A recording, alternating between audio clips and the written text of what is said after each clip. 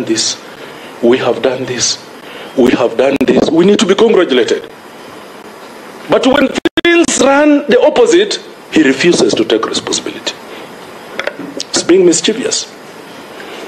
That's being mischievous. Honorable members, you heard him. You heard him yesterday. You heard him. That yes, we have done this as a ministry. Yes, under my leadership, we have these successes. But when things turn south, he says, it wasn't me. The story of a thief running, and people are saying, thief, thief, thief. Then the guy says, PIA starts pointing, Mwizi, Mwizi, Mwizi. This is the story. The minister says there was no fake fertilizer. He says it was substandard. Another, substandard is another meaning for fake. Not true, ingenuine, counterfeit, sham. Mr. Minister, these are just English vocabulary. There is fake fertilizer in the market.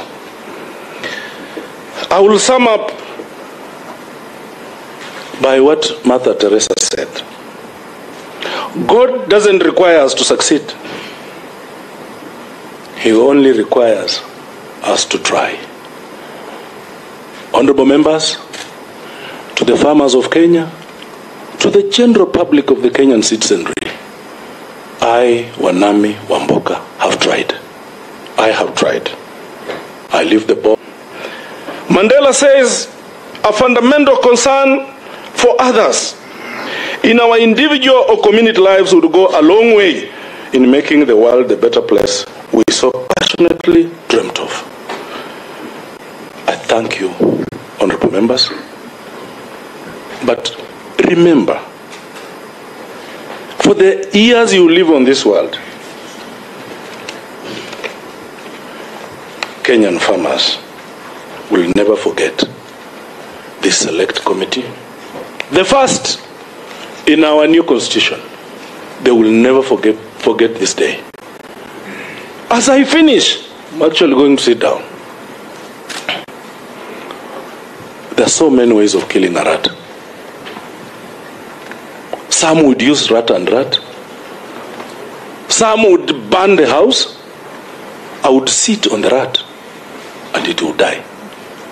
There are so many ways on this. One of them is a select committee. We will be proceeding ahead on this because we are determined for the Kenyan farmer. Mithika Linturi must go. For fake fertilizer, for Bonoko fertilizer, for substandard fertilizer, Mithika must go. I will invite Madam Asha, my counsel, to make some remarks, then she will invite our senior counsel. Thank you so much, honorable members, but Mithika must go.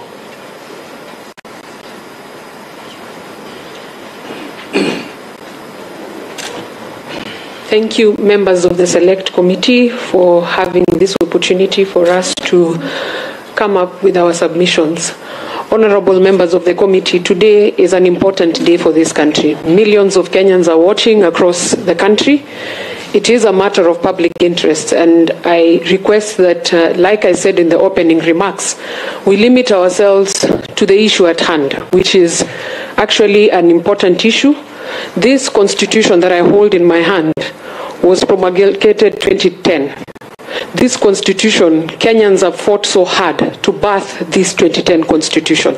It is a constitution that cuts across board, and actually everybody is bound by the 2010 constitution. The supremacy of this constitution is not in question, and therefore, as the Swahili saying goes, sheria ni msumeno inakata mbele na nyuma. Therefore, I urge this committee, as you go down to do your report, to remember that this select committee will set a precedence for future, because I'm sure there'll be more, for future motions like this, and also in the public interest of the people of Kenya who are suffering. Honorable committee, As you are aware, the last 2 days, Kenyans have watched these proceedings. And today, I have to say this, that the Honorable Cabinet Secretary, Mithika Linturi, the issue is not about the CS Linturi. The issue is about accountability and transparency.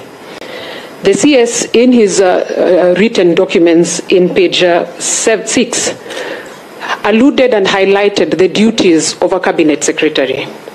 Needless to say, one of the duties, as per his documents himself, is to appoint a board for members of public institutions. That board is the mandate of the Cabinet Secretary. It is not for Mama Mboga. It is not for me as an advocate. It's not for you members of Parliament. It is the duty of a Cabinet Secretary. The minute you fail to do your duty, that means you lead this country to a mess. That means the process is flawed. That means another entity is taking up the job that was ideally supposed to be done by a board. We wouldn't be here had he done his job. What we are simply saying, the Honorable CS actually slept on his job.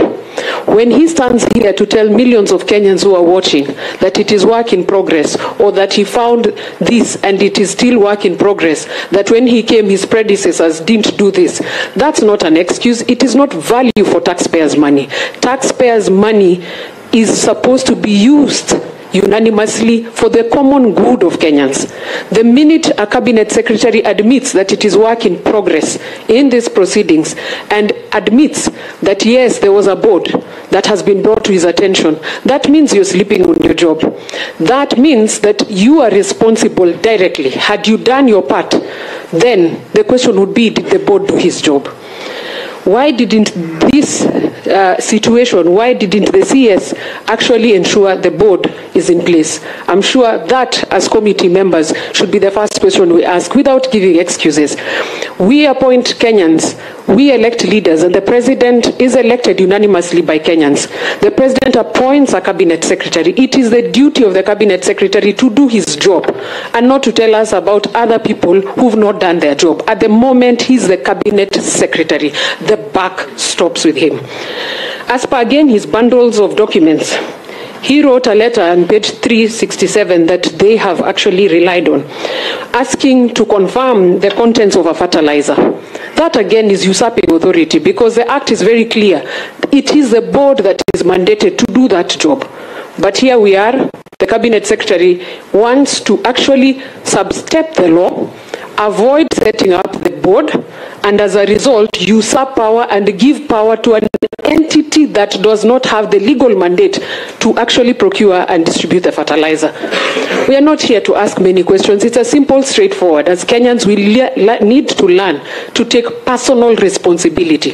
What image are we giving the young Kenyans? That they'll be committing a crime and we'll all say, no, you are not in that docket when you took over. Will the law be selective on Cabinet Secretaries and persons of high office, or will it be cutting across board that as members of this committee we will raise? Again on the same,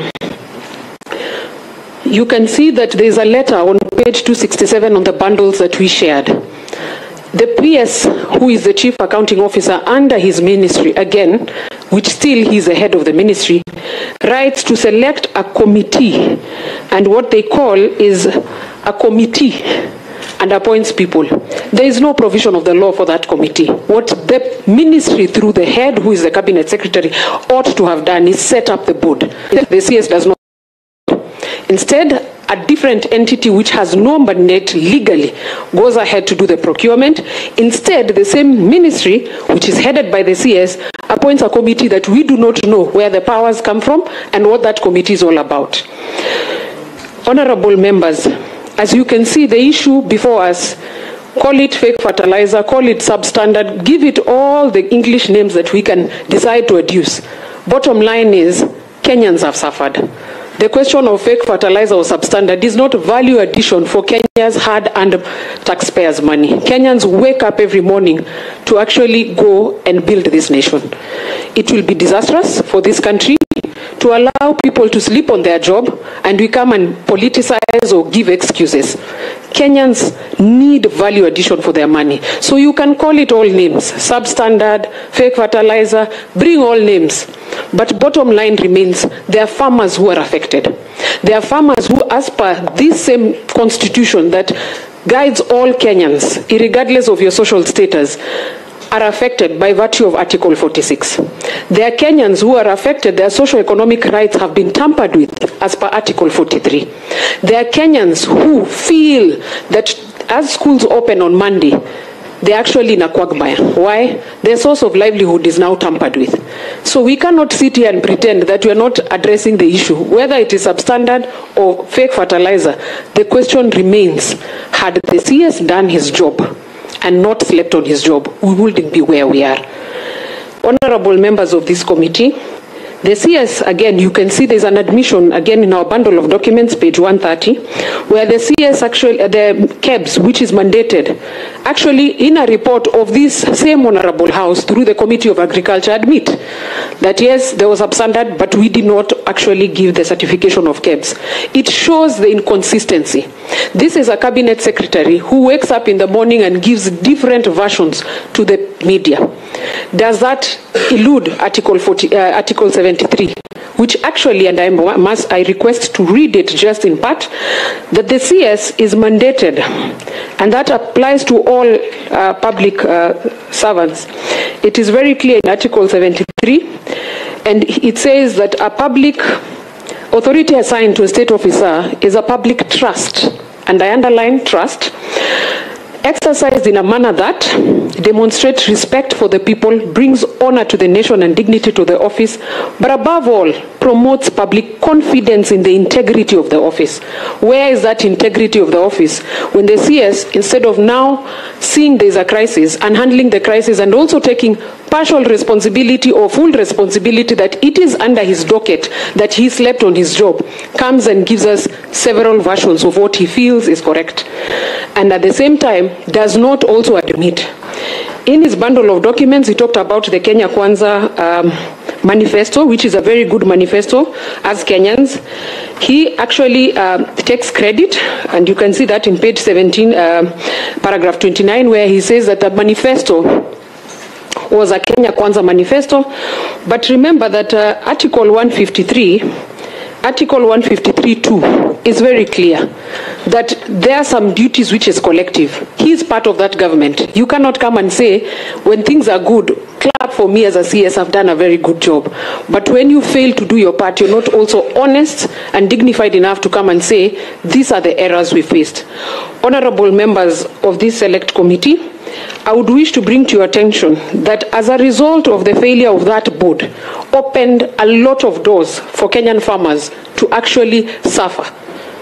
That one act that Kenyans are forgetting, all these other side shoes, is not the topic of discussion. The topic of discussion is that there is fake, or they can call substandard fertilizer in the market, and Kenyans are actually looking and watching to see, does this law cut across board? Or is it only applicable to Mama Mboga down there? The same CS ought to take responsibility because the buck stops with him. Again, I would wish to just highlight a few of the jurisdictions in different parts of the world because we don't live as an island. Countries like Hungary, where the Hungarian president resigned due to giving clemency, a pardon, to a man that he had been jailed.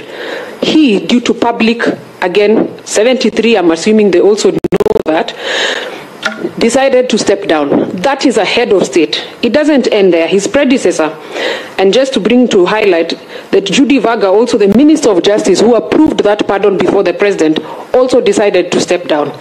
In the same scenario, Vietnam had two heads of state who stepped aside. One because of a corruption scandal, another because of gross misconduct in his administration. We have instances like Portugal, where the PM also submitted his resignation letter due to corruption.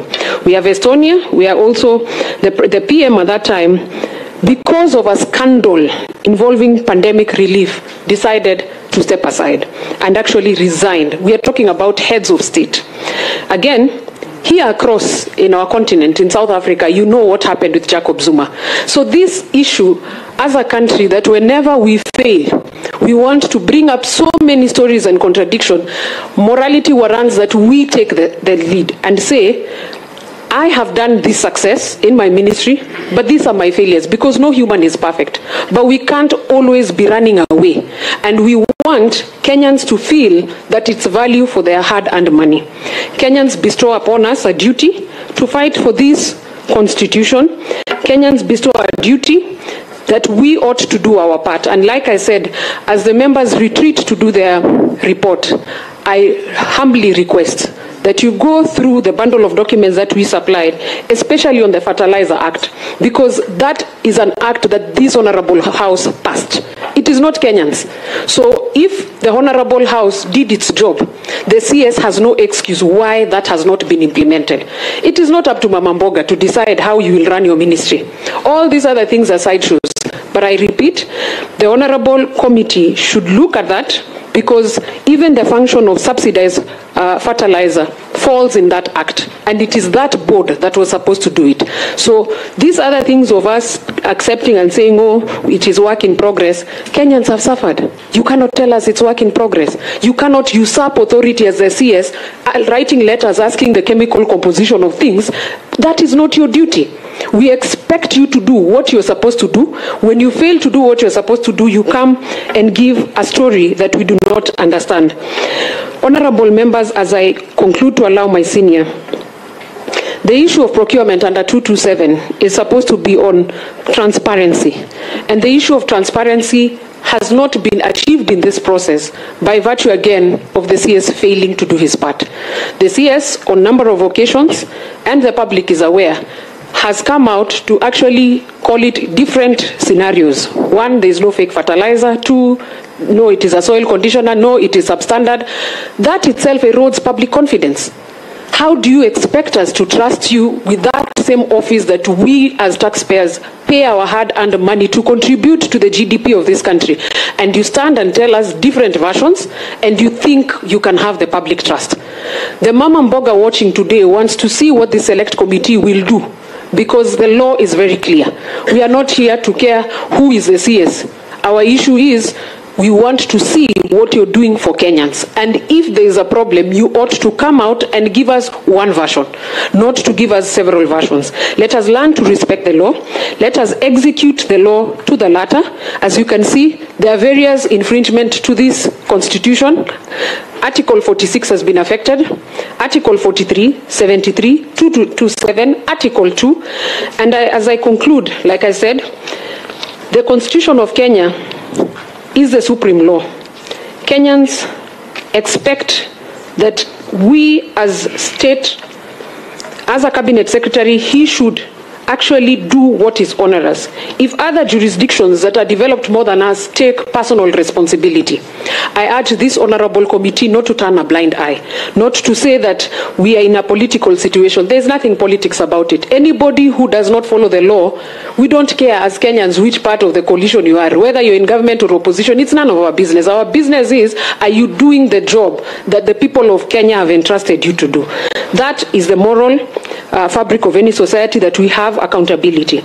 And like I said, the CS cannot run away, because cabinet secretaries are accountable individually or collectively for manifestos by their governments that are in place, and especially the office. So it is demeaning for the office holder to actually come out and actually openly admit that yes, this was an oversight, we did not know of this act, or we did not do. It is not up to us to do that. You actually usurp authority by moving ahead and actually appointing and giving entities to run your show, and then you come and tell us a different version of the story. Article 2, like I said, gives the supremacy of this great document that I hold in my hands today. And like I said, Kenyans will request to see what this honorable committee will come up with. Again, on chapter 6 and integrity, which talks about leadership and integrity. The guiding principles as per Article 73.2 is very clear, honorable members, that decision making should be impartial. As I rest my case, I request that this honorable committee exercises that, because honesty in the execution of public duties must be of utmost importance for Kenyans. We must endeavor to give objective and impartial decision, and my request to this honorable committee is that as we adjourn to go and do report, please separate and sieve through. It is not anything to do with a witch hunt. It is not anything political. It is about taking personal responsibility. We cannot be taking wine and preaching water when we tell the younger generation that when you do wrong, own up. But as state officers, we want to bind and protect ourselves and continue mutilating the articles, the constitution and acts of parliament. It is our duty. There's no one above the law. We all must endeavor to respect the rule of law, and as such, Kenyans are watching. And my parting shot to the committee is that sheria ni msumeno, inafaa ikate kote, and service to others, as they say, is the rent that we pay for our room here on earth, as per Muhammad Ali the boxer. So my request is that the committee, as it retreats, let us be